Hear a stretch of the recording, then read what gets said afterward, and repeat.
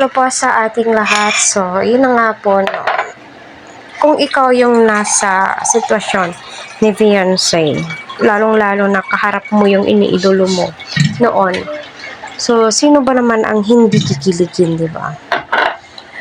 Lalong-lalo na kapag ang isang lalaki ay nagbitaw ng mga promises.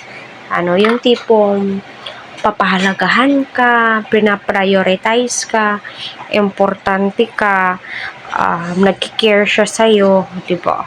Kaya sarap kaya sa puso, i-imaginein mo, napakaswerte ni Beyonce, di ba? Dahil may isang kalingap Edu, na ika nga ni Eds, maghihilahan sila pataas, magtutulungan silang dalawa.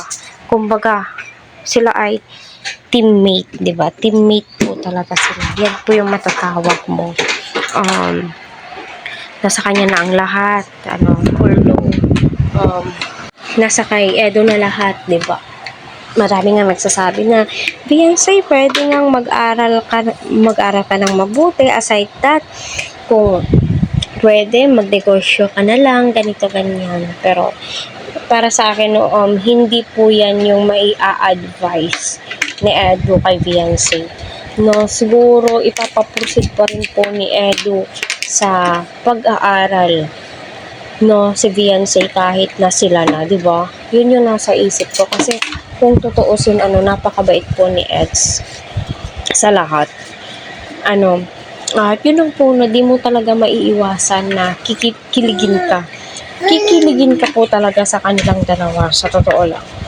The way na mag-care si Ed, yun na nga po, yung iniiwasan ni Beyonce na mahulog yung loob niya. Pero ramdam naman po natin na as na babae, ayun, mahuhulog talaga yung loob mo. At hindi po talaga yan maiiwasan, di ba? Kasi, tignan nyo naman po, katangian ng isang lalaki, halos na kay Edo na, yung sa part na nasa kainan sila, masasabi mo talaga na, kung ako si Beyonce, ramdam ko yung kilig ni Beyonce, di ba?